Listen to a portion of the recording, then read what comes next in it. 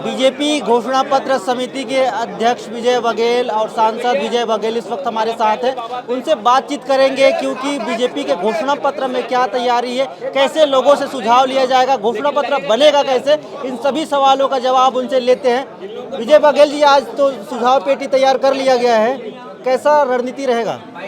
देखिए, हम 90 विधानसभा में 90 सुझाव पेटी भेज रहे हैं। सभी विधानसभा में एक एक पेटी जाएगा। हमने आज व्हाट्सएप नंबर भी जारी किया, ईमेल भी जारी किया है और आगे मिस कॉल की भी व्यवस्था होगी। सभी माध्यमों से जन जन तक जाने का हम लोग का प्रयास है ताकि हर वर्ग से मिले, हर लोगों का सुझाव हमारे पास आए, उनके मन की बात हम जानें और उसके अनुसार सत्यता से आधारित जो हमारे माननीय नरेंद्र मोदी जी के संकल्प है, सबका साथ, सबका विकास, सबका विश्वास और सबका प्रयास, उस भाव को जोड़ते हुए पूरे विश्वास दिलाते हुए जनता को हम घोषणा पत्र तैयार करें। क्या जो नेता, बड़े नेता हैं, वो सब पेटी लेके जनता के पास भी जाएंगे? नहीं, देखिए, ये पेटी एक जगह रहेगी, विधानसभा मुख्यालय में रहेगी और अगर आवश्यक पड़े वहाँ हम लोग 3-3 लोग की टीम बनाई है, वो लोग अपना अंदरूनी व्यवस्था करेंगे। जहाँ जहाँ से अगर बड़े जगह डिमांड अगर किए तो उसको ये लेके जाएंगे और लगभग 15-20 दिन का ये हमारा 1 महीने का अभियान रहेगा। उसके बाद हम एकत्रित करेंगे, उसको सॉर्टिंग करेंगे और विभाग वाइज और वर्ग वाइज क्या क्या हमारे पास सुझाव है उसके आगे की तैयारी हम लोग करेंगे। छटनी किया जाएगा सर? छटनी किया जाएगा। ये बताइए कि ये 90 विधानसभा क्षेत्र में जाएंगे, वहाँ से सुझाव मिलेगा, उसको लेकर आएंगे, लेकिन इसमें सुझाव तो उन लोगों का भी आएगा जो आपके विपक्ष में है।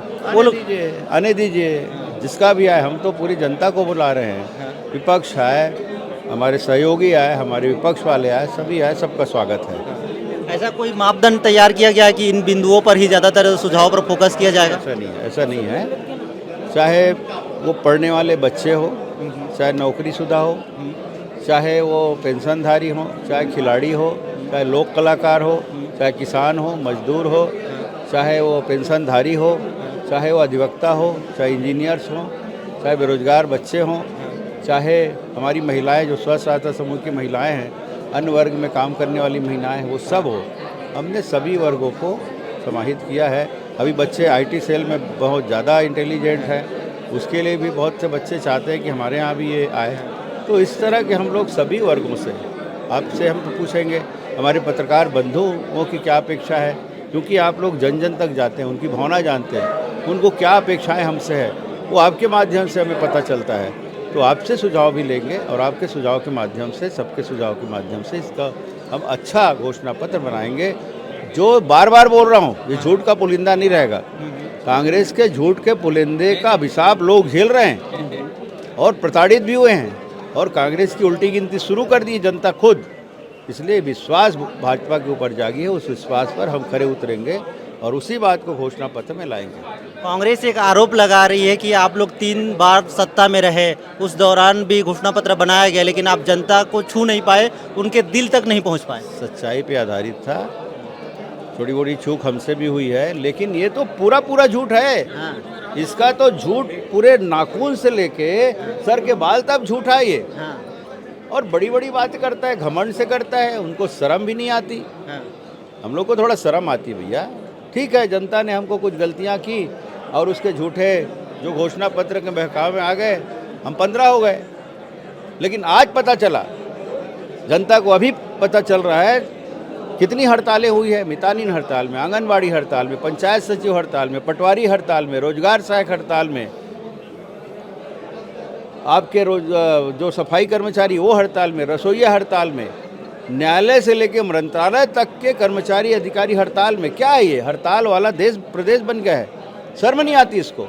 और अभी अब लालीपाप दे रहे आखिरी में। कहाँ है उनका एरियस, कहाँ है वो भी दे।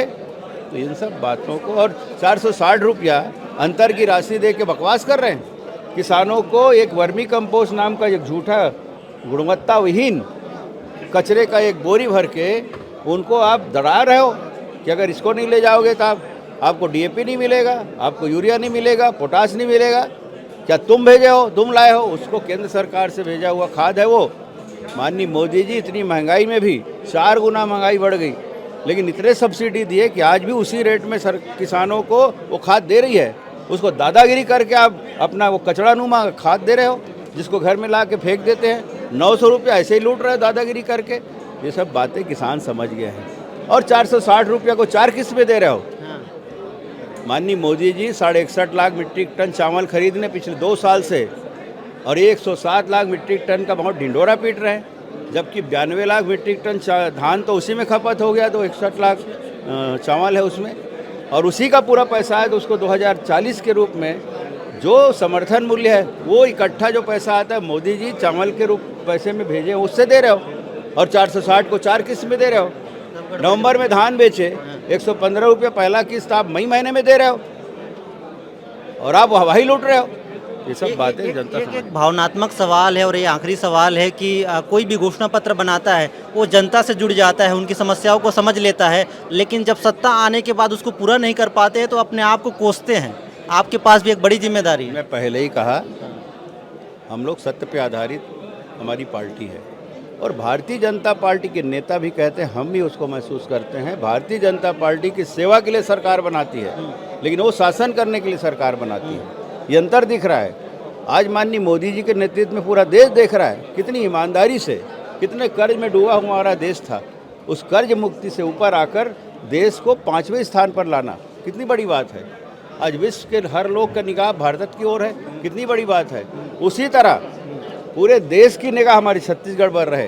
अभी तो झूठ फरेब के लिए, शराबखोरी के लिए नंबर 1 हो गए हैं, लेकिन हम चाहते हैं कि माननीय मोदी जी के संकल्पों को पूरा करते हुए, माननीय अटल जी ने जो छत्तीसगढ़ राज दिया, हमारे महापुरुषों ने यहाँ के जो सपने देखे थे, उस सपनों के अनुसार हम छत्तीसगढ़ को बनाएंगे। अच्छा, मैं आपको एक घोषणा पत्र का जो पेटी है वो भी आपको दिखाता हूँ। इसको देखिए, ये देखिए, ये यही घोषणा पत्र का सुझाव पेटी है जो बीजेपी के नेता 90 विधानसभा क्षेत्र पे जाएंगे और इस पेटी से ही सुझाव लिए जाएंगे और उसके बाद एकत्रित करके राजधानी लाया जाएगा। उसके बाद छटनी होगी, उसके बाद अलग अलग बिंदुओं पर एक घोषणा पत्र तैयार किया जाएगा। रायपुर से बीपी न्यूज़ के लिए रवि मेरे।